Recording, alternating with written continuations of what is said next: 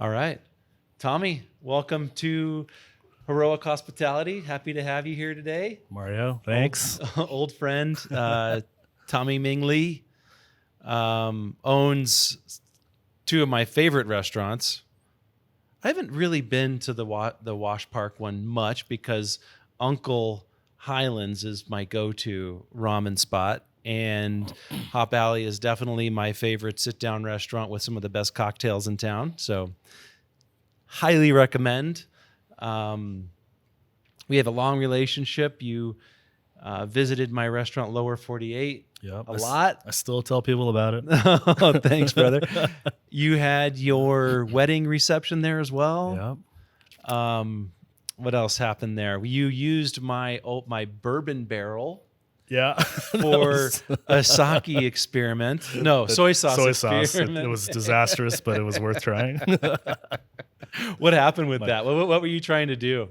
So before we opened Hop Alley and we were doing construction, we took your bourbon barrel into the basement, filled it. It's 55 gallons? Yeah, something like that. We filled it with soy sauce, thinking that it would like a barrel age. Did you buy like the small like gallons and you just putting? No, so we bought like the 5-gallon buckets. So we put like 10 5-gallon buckets of soy sauce in this thing, and thinking it would, pick up some flavor. And we go down there 3 weeks later and it's just covered in mold because there was no conditioning down there in the basement. But so what was the fail on that? What was the it was too warm down there because it was during the summer. But so then we had the soy sauce bucket down, or the soy sauce barrel down there for months. And then at one point I was like, all right, we got to get this thing out of here. So I start siphoning soy sauce out of this thing. And I don't know how much moldy soy sauce I drank, but it was... Come on. Oh, because you had... Yeah, because I couldn't... Spit. We didn't have a way to get it out of the basement, and we didn't have a drain in the basement, so we had to siphon it back into buckets and like lift them up. So anyway. Well, you were an innovator. You tried. It didn't work out. I'm sure you'll try something like that again. You like to tinker with things, and... you opened Uncle, what? How many years ago? It was summer of 2012. Okay. So whatever that is, 11 years ago. Yeah. What was how did that, what was the spark, the initial spark from spark to the process of opening the restaurant? What did that process look like? So back then, so I went to business school. And have always worked in restaurants. And before I opened the first Uncle, I actually worked for Chipotle, and did that for 3 years, and then decided, hey, I kind of want to open my own restaurant. So left my job there, and then step one was finding a space. Mm-hmm. So, and when you worked at Chipotle, did you do that with the understanding that you wanted to open a restaurant similar in a similar style, or a similar process? It definitely had some influence as far as being efficient and focused. Mm-hmm. So when I went to open the first restaurant, I didn't necessarily know what type of restaurant I wanted to open, but coming from that model, I wanted it to be fast and efficient, sure, but not necessarily fast casual. So it's like a hybrid. Yeah. If you've been to Uncle in the Highlands, it is so efficient. Everyone's so friendly, and the food is so tasty. And a lot of the reason that, I always look at restaurants in this industry as 95% of success is preparation. Mm-hmm. So you just overload on the prep. Yeah. And then so when your employees are engaged, when the employees are working, they can be engaged with the customer just a little bit more than that, what sets you apart, just ideally, yes. Enough. Yeah, I know it's never ideal, but I appreciate that. And I remember reading some things there's no real new ideas in the world, right? At the end of the day, there was always some sort of ramen shop. Yeah. Chipotle got it from, a burrito shop. Shop. But yeah, in Japan, ramen shops are the, original quick, fast casual model, already. It's sure, it's only 100 years old, but is there a version of, now you're Chinese, is there a version of that model Yes, I or mean, spirit of in China? yeah, definitely. More casual places in China are all very quick and Like a walk place or like yeah. some sort of I mean, there's places called Tang, which is like your kind of like neighborhood street level diner where it might only have 5 dishes, and they all come out of one walk, and they're just very fast. But in Hong Kong, same way. There's wonton noodle shops that are, you can have a bowl in front of you in less than a minute, and they're all just very fast and efficient. And so, translating that to a, more full service restaurant in America, sure. you have the advantage of, you can cook a lot of things very quickly. So I know, at Uncle, we have an open kitchen. A lot of people sit at the counter and watch the cooks, work, and they think it's very sophisticated, but it's actually, like you said, we're overloading on the prep side. So all the cooking, in service is actually very simple, but we can do a lot very quickly. Just how, the cuisine is built. But the first thing was finding the space. That took a while. And then once I found the space, then I had to decide what the restaurant was actually going to be, which at the time I didn't know. What did that process look like? How did you Uh, distill ramen after, Chipotle is it's such a great model, obviously. I guess I don't know if I ever told you this, but or you might know it just from coming, but when we first opened, we weren't a ramen shop. Like, we were Pan Asian, so we had different types of noodles. We had small plates. We had steam buns. But my intention was doing something with cuisine that I grew up with. I grew up traveling to China and Hong Kong a lot, and other parts of Asia, and also luckily I went to Europe because I had an aunt that lived there. So I was pretty spoiled growing up as far as culinary background. So once we opened, and it was kind of Pan Asian, and we were kind of successful, not really, how most new restaurants open, and Sure. no one knew who Identity I was. is what I'm thinking of. No one knew who I was. But Denver 12 years ago or 11 years ago was still somewhat meat and potatoes. So my intention was, let's open something that's different on the cuisine, but also casual and fun, and something that's true to what I believed in as far as food. And I'm a huge proponent that Asian food is one of the greatest cuisines in the world. It's delicious, it's simple, and it doesn't necessarily need to be messed with. Sure. Just like French food doesn't need to be messed with, Italian food doesn't need to be messed with. So that was the intention: was, can we stay true to the flavor profiles of what it is? But a few months into it, we had ramen on the menu, and the ramen kind of became popular. And I was like, screw it. I guess people want us to be a ramen shop, so let's be a ramen shop, whatever that means. And I didn't know anything really about ramen at the time.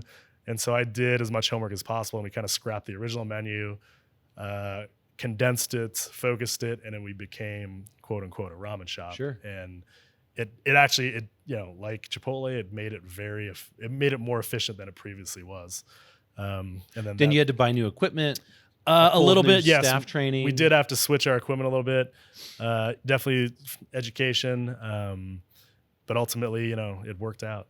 That's amazing. And you said you went to business school. Did you go to culinary school? I did not go to culinary school. I'm self-trained, sure, quote unquote. And that's such a powerful place to come from, because really your education comes from people that you've respected and places that you've chosen to be a part of, not necessarily a classroom with a teacher that you might not have any association with. I think part of it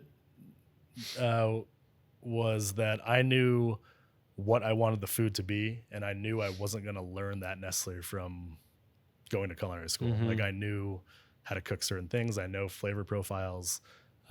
So I was pretty confident in executing the food itself. But now, obviously the learning curve of running a restaurant is much different than cooking at home. So, we knocked our head against the wall many times, and now we have it worked out.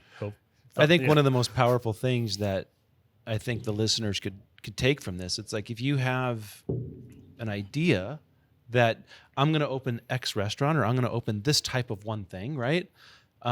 and this is what means most to me, and this is what I'm most passionate about. It's really important to understand that if this isn't what the people, it's not exactly how the people are resonating with the establishment you created, your blood, sweat, and tears, that you changed course a bit, right? And you listened to what people are asking for, and then you built the concept around that. And I feel like a lot of restaurants fail. I mean, we all know how challenging this industry is, and a lot of restaurants fail because people have a sense of entitlement over their own business, which they should, right? But also there's ego involved, and when you need to be able to shed these types of burdens, really, when it comes down to making a successful business, not necessarily maybe even if you didn't love ramen, even though you do, but if you didn't, you have to make it work. Right. That kind of, did I do okay? Kind of talking about that process a little bit. I mean, being open for 10, 11 years with this somewhat singular focus, we've definitely gone through that struggle of, hey, this is who we are, this is who we aren't. Because yes, like you said, expanding business and trying to get more customers is always a discussion. And one of the big things we have is gluten-free people. Like ramen's not gluten-free, and maybe tell people why it's not gluten-free. The noodles are always made out of wheat. There's a lot of soy sauce, which soy sauce contains wheat also. And we always get requests like, do you have rice noodles? And we say no, because that's not ramen. Sure. Ramen is a very not strict thing, but it is certain components, and that's what it is, and that's who we are. That's a primary. It's like broth and noodles. Yeah. With goodies. So we always, we have discussions of, okay, do we need to have a rice noodle dish? Do we need to have this to please that type of customer? And usually we will work on those things to please, different sets of customers, but we're never going to say, hey, now you get to sub rice noodles for ramen noodles in our ramen, like, because that's not what it is, Francesca, what do you think about that? Are you gluten free? Yeah. As long as there's an option.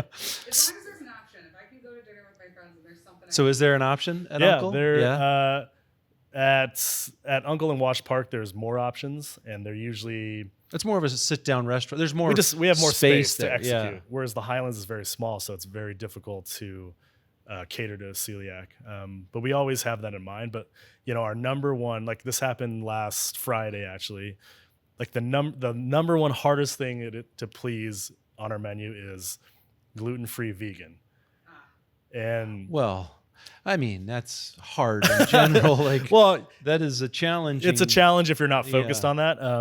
But I happened to be at the restaurant, and so I told my manager, I was like, just tell me what she can and cannot have, and I'll just make something off menu, and they were very happy. But that's always the hardest thing, is when someone comes, into your restaurant, and whether they've been to enough restaurants that say, hey, yes, we will absolutely do something that will please you. Yeah. And they have this mentality that like they will just figure something out. And we, have the same mentality of hospitality, but sometimes it's just not necessarily possible. And that always sucks to say, to tell someone, no, we can't do it, but we will always try. Whether, and sometimes, unfortunately, maybe we're not putting our best foot forward when we're catering to somebody off menu. So it's like, all right, we fed this person, but we did like a shitty job at it. But that's probably the hardest thing. And that's where our restaurants, because of their somewhat singular focus, it's hard to adapt to those special cases. But we do try to, every time we're building a menu, we try to do it with intention where, hey, how do we cater to this 1 out of 500 people that is trying to come to our restaurant and at least have a good time. Yeah. Because we don't want someone just sitting there watching the people eat that they're with. One of the reasons I think that I hold you in such high regard is because there's only a handful of chefs in town that truly not only care for the customer in the way that you do, but your employees. And the culture that you create at your 3 restaurants, I talk to your employees. I've talked to people that are going to work there, that currently work there or have worked there. Mm-hmm. I really haven't ever heard any negative experiences through the employee lens, which is really unheard of. So I'd like I'm to sure there's just some out there. yeah. Usually it's because it wasn't a cultural fit, and those people have to go anyway. If you're specific for your specific needs on what you're looking for with an employee, but the fact that you're just very fair and care so deeply about their experience, is there any type of tricks or tips you can offer regarding like how you nurture and care for your staff and what you do? Maybe that's a little bit outside of the box, like having access to you, or health. And I know health benefits are kind of like, I know that you do that. Is there anything that's similar to that? I mean, I think coming from business school, I think when I started the first restaurant and what I've tried to do with the other restaurants is, number one, my intention was to create a sustainable model, a sustainable business model for not just myself, but for everybody. And, you've owned restaurants and you know how hard it is to make it work. And if someone's working, if your manager's working 80 hours a week, something's wrong. Whether you need to rebuild your model or you never started out with the right model. So going into it, I wanted, ideally everyone gets paid, fairly or, better than fair. People have a good work-life balance. People like what they're doing. So, over the years, I've tried to build on the idea of sustainability. So, my managers, ideally they're on a 4-day week. Is the 5th day an office day or just literally a 4-day week? Literally a 4-day week. I tell my managers, when I hire them, if they're new people, I tell them, I'm allowing this structure. It's your job to get there. So if you are working 7 days a week, say that again. I said, but it's their job to get to the structure that I've provided. Yeah, so, you're allowing the structure. Yeah, so I don't expect anyone to work 7 days a week, but it's your job to hire the right people, train them, retain them. Obviously, I will help, but if you are working more than the structure that I've allowed you to, work in, it's not necessarily my fault. It's your fault, maybe being an ineffective manager. Are they governed by labor costs and like rules to the game? Somewhat, but at the same time, like we've been running the restaurant for enough years where I know, hey, you need one more cook, you need one more X, Y, and Z, and I allow that. And then, within that structure, I try to be very realistic of what we can and cannot do. So if someone says, hey, can I give this person a raise? I'll say, yes, but where else are we going to balance that labor cost?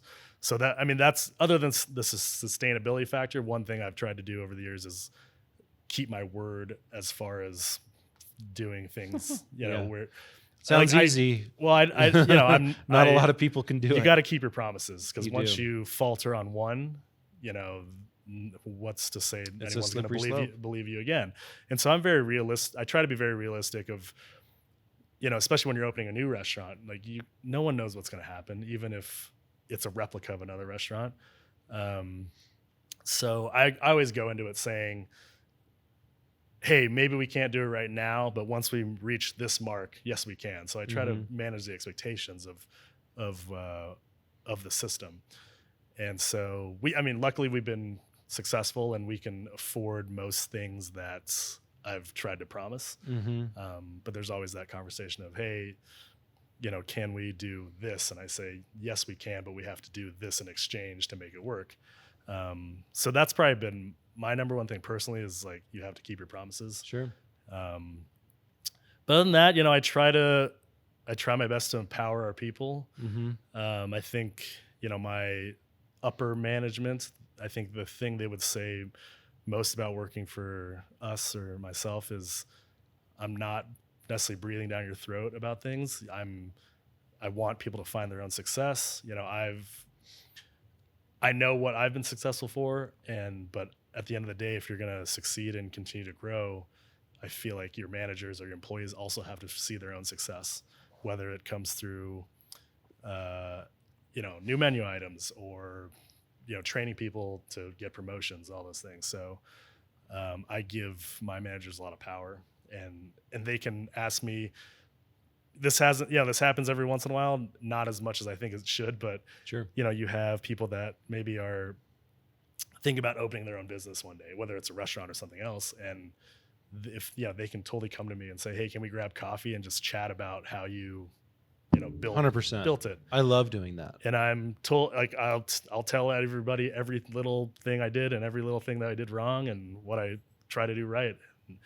And I've only had a few people like ever reach out to me. So I try to be an open door. Do you have employees that have gone on to open their own businesses? Yeah. Matt Doolin, he Oh, yeah. just opened his bakery, Get Rights. Hell yeah. I love that guy. He worked at Uncle for I think 3 years. Long time, yeah. He helped open the second location. But that guy is supremely talented and has Tell me about his business. So during COVID, he left the restaurant and decided to start his own bakery. So he was, like many people, he was doing like little pop-ups, and he was, cooking everything out of his home kitchen. He got a huge following, continued to do pop-ups, and then finally found a space and was trying to save up money through his pop-ups. Where's the space? It's up in Wheat Ridge on West 38th. Okay. I can't remember the cross street, but he just opened like 2 weeks ago. But he Nice. literally We'll have to reach out and say congrats. More or less, he's funded this entire thing himself. He did the build out on his own when contractors wouldn't show up. Like, he's literally putting up drywall, putting up tile. And I think every day he's been open so far, he's sold out. Like, he's already at his breaking point of hiring more people and needing more staff. Man, that's amazing. When he was going through that process, you said he did reach out to you? Yeah, I mean, he was just kind of like chatting along the way, picking your brain along the way. Yeah, he's always picked my brain, and I'm happy to chat. And but he's also supremely driven. Yeah. Like what he's gone through reminds me a lot of when I had to open the first restaurant. Of like, I didn't have much money. I was doing a lot of the work myself. So, and you self-funded your business. Yeah, I mean, you didn't go after investors. No, I still don't have investors, which is a blessing. Could be good or bad.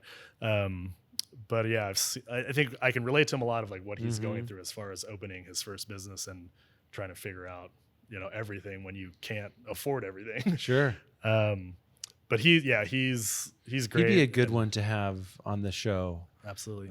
He's just so driven, and I think that's what a lot of people don't understand. Like, he's a published that author. Secret, is he really? He wrote a book about, like, he rode a bike across the United States and wrote a book about it. I remember this. Vaguely. But yeah, that was a while. That was like 4 years ago, I think. No, I want to say it was like 7 or 8 years ago. Oh, really? God, time. Okay. But yeah, he has a work ethic. He's an animal. He's insane. An animal, and I think that's what a lot of these younger folks don't understand is you can be trained, you can have a skill, but there's an instinct that you can't train, and you're either born with or you've surrounded yourself with the right people that allow you the opportunity to understand like what it actually takes. Yeah, I always go back to a quote that I don't know who said it, but drive is more important than passion. Passion comes and goes, but drive is forever, ideally. So 100%. There's another saying out there that you don't hire a skill set, you hire an employee, you hire the person. Working with Bobby Stuckey, who and is one of my such a mentor to me that I look up to him so much, and his drive and dedication to achieving master sommelier status and opening his first restaurant in Flagstaff, Arizona, failing, reopening it, paying back the money that he borrowed from his family. I mean, it just proves that it only takes really one thing and to do it really well, which is desire and passion about one thing to really get it over the finish line, and then it's like habit stacking, like what's the next what's the next thing, That's amazing. Going back to the business school and culinary school, would you recommend younger folks that aspire to be in this industry to go to culinary school? It's such a interesting topic for me, one that I hesitate a little, I kind of tiptoe around a little bit because I have a pretty strong opinion about it. I think short answer is no. Yeah, me too. I feel the same. Yeah. But I mean, I think most people say no because it's a huge financial burden, and some younger people have the perception that you go to culinary school, you come out of it, and you're a chef. That's totally not true. You're a trained cook, maybe At best, and that's what people don't understand. And cooks, now cooks are getting paid well because everything that happened during COVID, but 10 years ago, cooks were not paid well. If you were making $12 an hour, you were crushing it. But it's much easier to go work in a restaurant and learn, a lot of the same things you learn in culinary school, but also get paid and also have on-the-job training because, school is much different than real world, kitchen. So short answer, I'd say no. Yeah. But, it would say going to culinary school gives you a very sound foundation of how professional food service should work. Some people don't learn food safety till 5 years after they've worked in a restaurant or organization, or the terms you need to know, or the techniques. Muscle memory. Yeah, but I think a lot of it also depends on what you want to do. Culinary school is very European French based. If you don't necessarily have interest in that, then there's not necessarily any point in going. And I think culinary school now has gotten a broader scope where they're trying to include more cuisine, but ultimately it's still French based, and French food is not the end all be all by any means.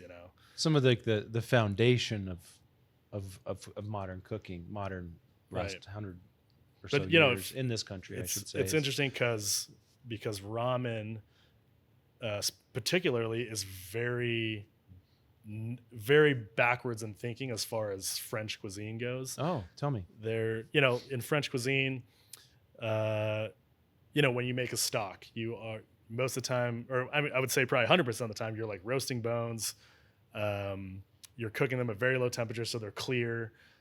Ramen is the exact opposite. In Japan, you would never see roasted bones. You boil the crap out of your soup so they're cloudy because you're emulsifying fat into the broth. So there's all this backwards thinking. And most of my chefs are all European trained guys, whether it's French or Italian. And when I explain to them how something works, they were like, I would have never thought that way whatsoever, and they would have gone back to their French training of like, hey, we need to roast these soup bones. We need to cook it at a low temperature, yada, yada. So that's where I say. But when you just said that, so you're roasting, in addition to bones, you're roasting the protein as well. Is that true? Or are you talking about just fast roasting bones? It's more so bones. And I think the reason why in Japan, in the history of ramen, why you don't roast bones, it's because of space. Like in Japan, you don't have room to have an oven. Right. Okay. So I think more of it was based on, literally space. And then they figure out how to add roasted notes to ramen through other techniques. Like what's an example of that? Like hot searing vegetables? So like, your pork belly that goes on top of the ramen, like a lot of times they'll, they might cook that on charcoal, or they might torch it with a butane torch. So you're getting these roasted notes. Or there's another technique where you literally burn garlic and oil and then blend it into like a burnt oil, and that goes on top of ramen, and that gives those like intentionally burnt oil. intentionally burnt to give these different notes of where you would what you would get from roasting bones. So it's interesting that even now, like people that have worked for me for 5-6 years as chefs, when I explain something, they're like, "Oh, I would have never thought that was a thing, other outside of European culinary tradition." Right. So in saying that, I think when you're a young cook, you don't necessarily know what you want to do, but if you say, "Oh, I want to open a ramen shop," or whatever, you're not necessarily going to need French culinary training to do that. It's helpful because obviously as a cook, the more tools you have, the more you can influence what you make. But I'm sure the best ramen chefs in Japan have no idea how to make French food, and to them it doesn't matter. Same thing with Chinese food or Thai food. Like those people, they don't necessarily know European tradition, but their food is just as delicious and complex and complicated as that. It's an amazing point. Do you have a cookbook that you can recommend? That like for ramen, there aren't too many English cookbooks for ramen that are very good. Are you going to write one? No, I'm not. I'm not qualified. Ivan Ramen. You said that really quick. Why wouldn't you write a book? It's I don't think I have anything to put out there that's new, I guess. Because I'm so humble. So I learned everything from ramen through trial and error and trying to read as much as possible, whether it was Japanese cookbooks, English cookbooks, whatever. It was a lot. And you speak Cantonese or? I speak Cantonese, and my dad found some. Last time he was in Hong Kong, he actually bought me some ramen books that were written in Chinese, translated to Chinese. So I had him translate them to me. So, I've just learned a lot through trying to learn and trial and error, but also going to Japan and eating ramen. And then you have your compass of like how it should taste. Sure. But I would say the best English cookbook is probably Ivan Ramen, but even his cookbook is more based around his particular style of what he does. So you're not necessarily going to learn how to cook every style of ramen.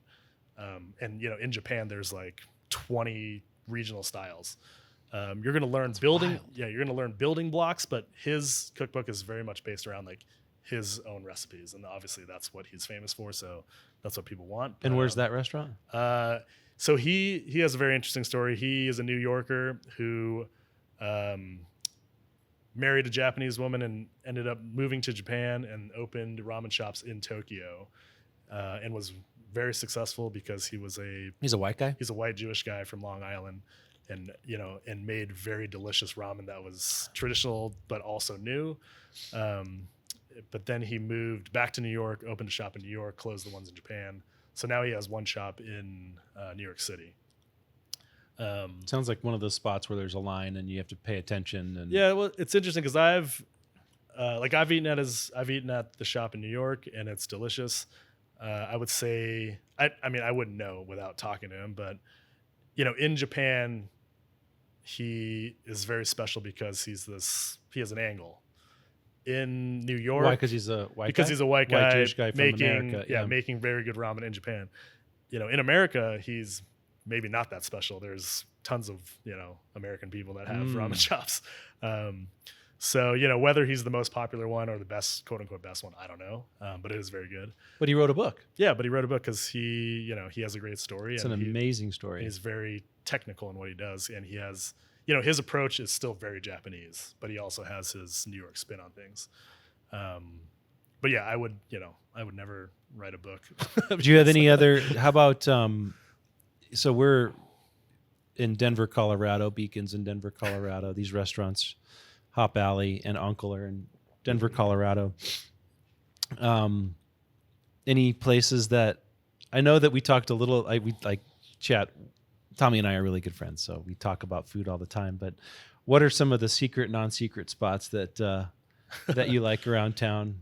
I think my number one, it's not a secret at all, is Star Kitchen. Mm-hmm. But how you experience the restaurant best is maybe somewhat a secret. They're really well known for dim sum. They do dim sum 7 days a week for lunch. But being Cantonese and traveling to Hong Kong, like we love ordering off the menu because they have live seafood, in tanks, in the dining room. They have all these regional Cantonese dishes that like I grew up eating that are delicious. So I literally have a page in my iPhone notes with all these dishes that I order off the menu. And when someone says, "Hey, I'm going to Star Kitchen, what should I get?" I just copy and paste this list and give it to them. You get a lot of people asking, because I Yeah. know I asked you And way back when. they'll just show the list of the waitress and they'll say, "Oh, okay, cool." Tommy's list.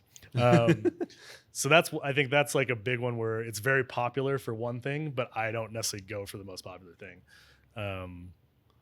During Can we put that list on our show notes? Yeah, sure. Okay. I'll send it to you. During COVID, my wife and I, we got big into going to taco trucks because, they were outside, you could go, and it was like more or less normal. Yeah. So we would hit like every taco truck we could find. And I think some of our favorites that have lasted, lasted the test of the last 3 years.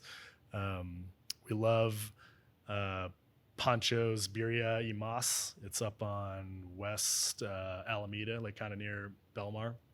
It's a stationary truck? Yeah, it's a truck. Like I think it's in a Daddy Danks parking lot. We actually used them to cater our son's birthday. Oh, fun. But they came to you, or did you have to go there? They came to us. Okay, good. So you the truck you works. were there. You were at the party. Oh, yeah. At the taxi. Yeah. Okay. But that was just one that we randomly. That was good, actually. Yeah, that was one really we good. just randomly went to, and birria tacos have like kind of exploded in popularity, and they're one of the lesser known ones, but that's probably still our favorite one. There's another truck, I don't even know the name of it, but it's in a Cricket Wireless parking lot on like Alameda and Federal, and they do something we haven't seen at other trucks. It's called Suegras, and it's kind of like it's almost like a quesadilla, but it's with corn tortillas. And I don't even know what Suegras translates into. I think it translates into like mother-in-law, but okay. But we like that truck a lot.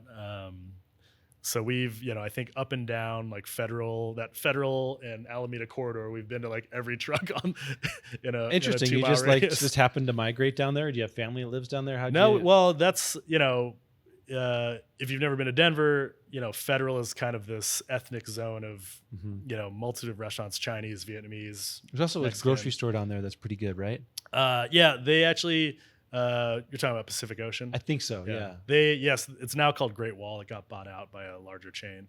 Still pretty good. I mean, it was great, really yeah. authentic. Yeah. It has, other than like H Mart, it has like the largest selection of probably Asian groceries in town.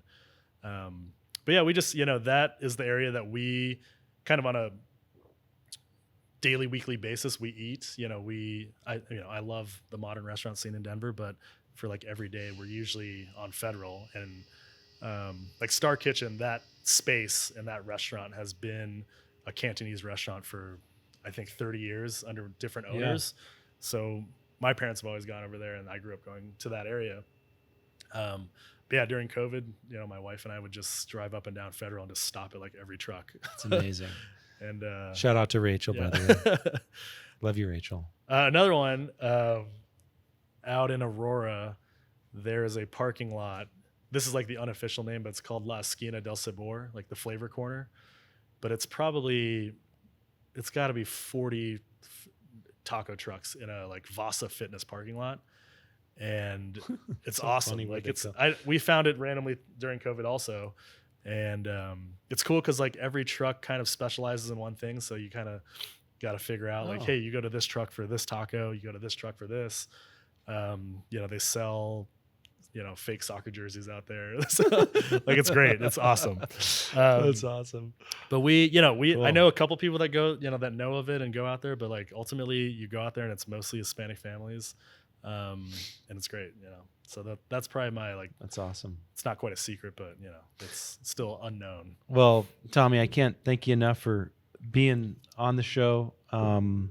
You are a sincere hero in the industry and in Denver. I mean, I can't, it sounds silly, but I just got so much respect for you, and so much love for you and the family and what you do. And just want to say thanks for bringing something awesome to Denver and being at this point a grandfather That's to a lot of younger when folks. when in I the went to industry. Matt's opening, I was talking to some random neighbors, and I was like, "I'm the old guy now, and he's the new that's guy." hilarious, And yeah. it's weird. I'm closer to 50 than ever. So, all right. Well, thank you so much, Tommy, for Thanks for joining having us, me. and appreciate if we can ever do anything for you. If you ever want to let loose and boogie a bit, come on by Beacon. So, much love, brother. When our kid grows up, Exactly. Doctor, thank you so much.